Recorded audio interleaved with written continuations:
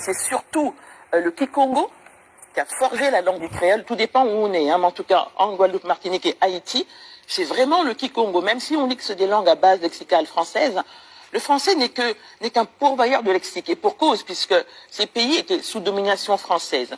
Mais sinon, la grammaire et toute la pensée symbolique, elle est Congo.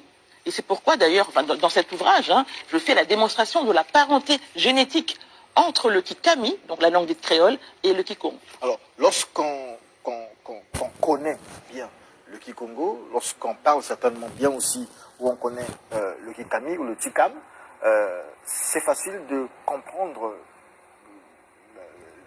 de pouvoir déchiffrer les hiéroglyphes par exemple.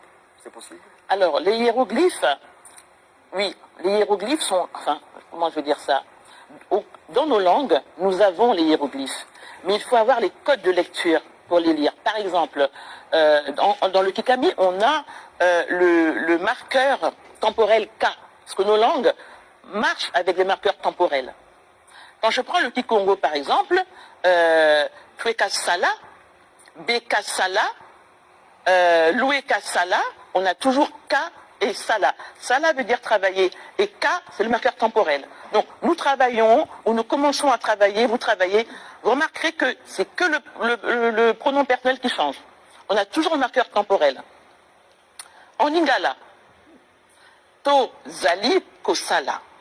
Bo, Zali, Kosala. Bo, on a toujours Zali, Zali, Zali, Zali. C'est le marqueur temporel. Le futur, en Lingala, To, Ko, Sala. Bo, Ko, Sala. On a Ko comme marqueur temporel. En Kikongo, c'est K, ou alors Ke, par exemple en Kikongo. Kikongo est à l'état, hein, ou alors aussi d'autres marqueurs un peu plus complexes comme Na, etc. Mais c'est toujours des marqueurs temporels. Et la langue dite créole, le Kikami, fonctionne comme ça, avec des marqueurs temporels. C'est une langue Congo. En français, nous avons des terminaisons. C'est pas du tout la même pensée symbolique. Donc je reviens au K, le K qu'on a en Égypte. Le K qui est la force vitale, et que nous avons gardé en Kikongo et dans la langue dite créole. En K manger, nous mangeons. Ça, Jean-Luc Vivial l'a montré, ça vient d'Égypte. Enfin, ça vient parce qu'en fait, l'Égypte, c'est encore les Congos.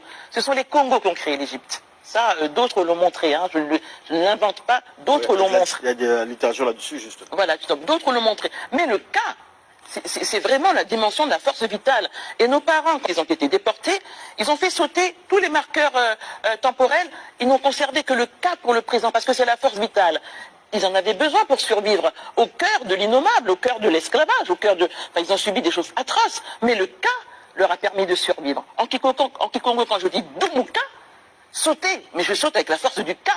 Quand je dis Vumbuka, je me réveille avec la force du K. Voilà, donc, en fait, nos langues, il faut apprendre à les lire. À les comprendre, à les connaître aussi. À les connaître aussi. J'aime bien lorsque vous dites la langue dite créole. J'aime Oui. bien, mais je me demande pourquoi vous le dites. Vous insistez là-dessus. Parce que ça, c'est le nom que les Blancs ont donné. Voilà. Mais le nom que nous donnons à cette langue, parce que c'est notre langue aussi, c'est une langue nègre, c'est le Kikami ou Chikam, c'est une langue nègre. D'accord. Vous avez cité tout à l'heure le Lingala, et la question qui me vient à l'esprit, c'est justement